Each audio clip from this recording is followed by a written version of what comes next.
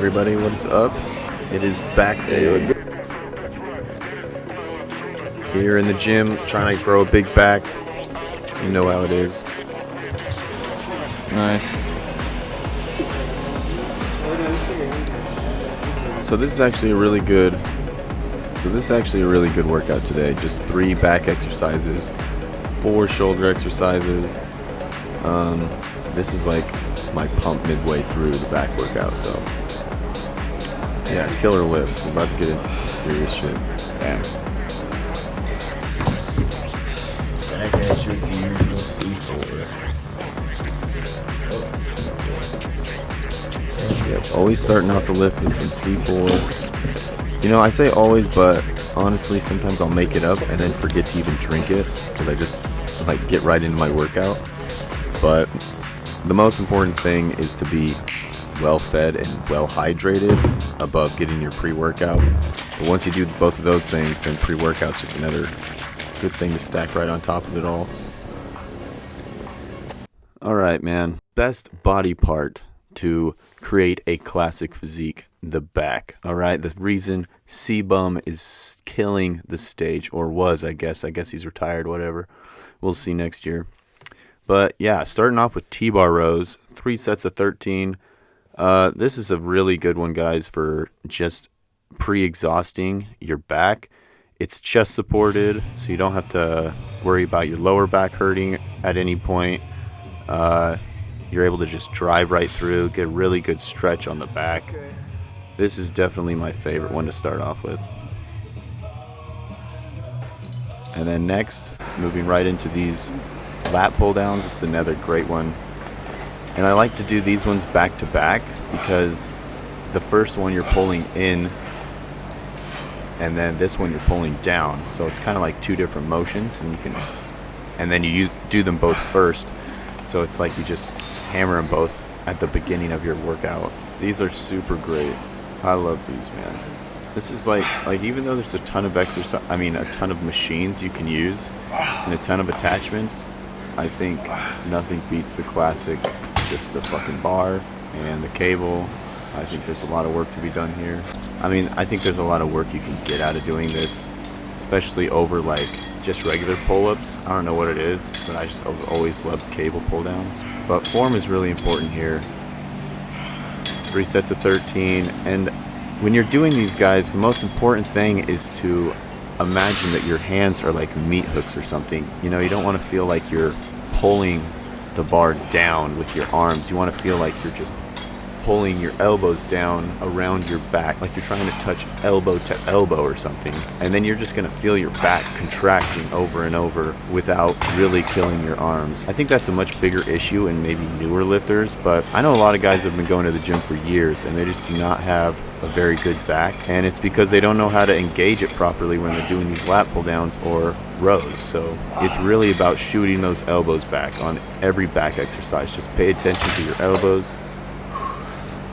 Okay, last exercise, gonna get right into these freaking bent over rows, bent over cable rows. So another good one for widening the back. I was doing a lot of research and on how to grow your back, a few months ago. And pretty much every video I came across was somebody doing narrow grip rows. Like at some point in the workout, like this was like a really dominated movement. And I'd never done it before because I thought like they kind of suck and you lose range of motion using this grip. But I've been using it a lot, and once again, guys, you got to use great form whenever you're doing a back exercise or any exercise in bodybuilding world. It's all about form. That's how you connect with the muscles. So I kept that in mind, and yeah, keeping the elbows tight and then driving them straight back. And guys, you can just feel it right on the edge on your lats, right under your armpit is where you start to feel it, and it's great. I've been throwing these in, like I wouldn't do it if I didn't think it was doing the job. So I recommend throwing these in to your own workout if you don't already. But yeah, guys, these are not to be slept on. I would definitely tell my 16-year-old self to get back in the gym and be doing these. And another important thing about them is you want to be pulling low, like to your belly button. Squeezing into your belly button, pulling your elbows straight back alongside you. and you'll be feeling it in your lats all day.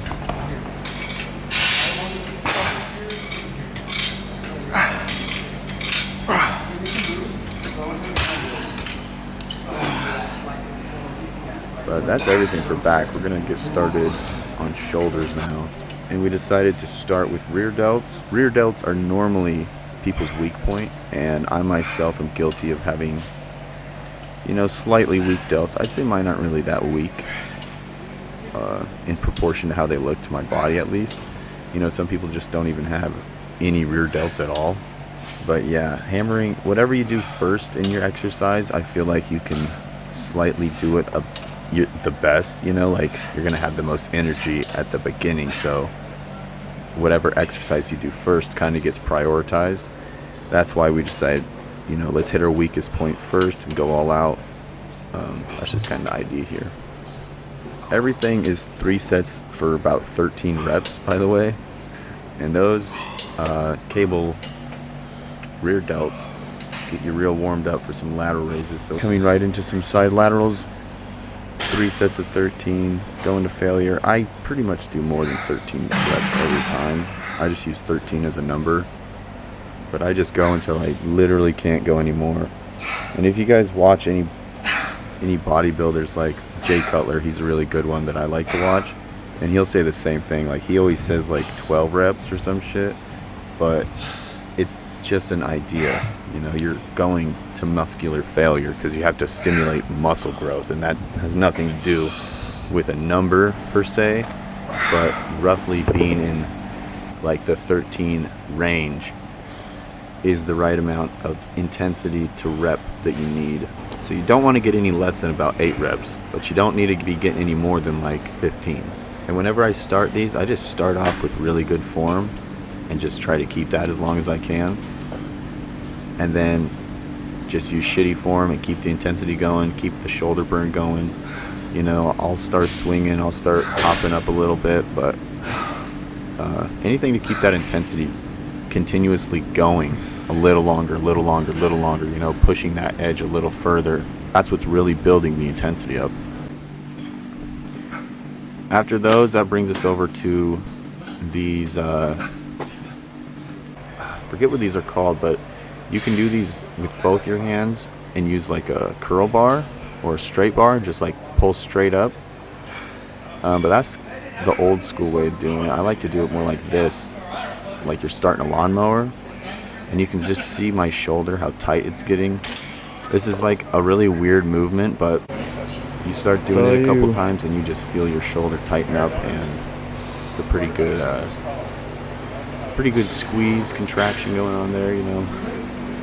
Not like a crazy stretch, but you do get that really tight squeeze. It's like the harder you pull up, the tighter your shoulder gets, and I like having that kind of control over it.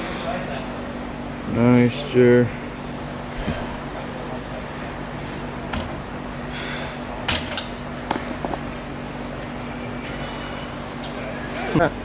This guy's trying to dip early.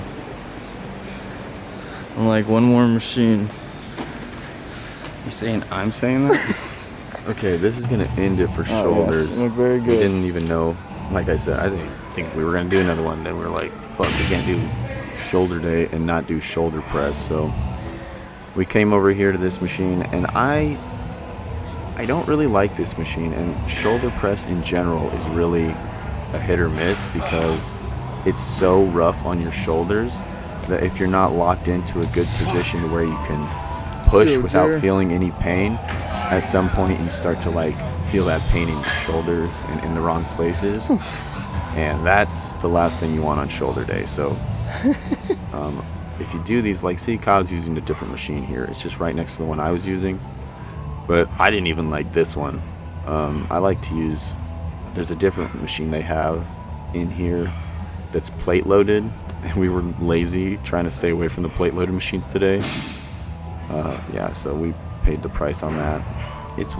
Shoulder press is weird too. I've heard a lot of people say you don't need to do them to grow your shoulders, but then I see everybody with big shoulders still do them. So I wouldn't eliminate them. I would just try to find a machine that is really comfortable to use and then try to use the hell out of that. Thanks, Kyle. Yeah, it just starts to hurt like hell. Gonna be everything for today's video, you guys. Hope you found it interesting or at the least helpful. Click here to see another great video, and I'll see you next time. Peace out.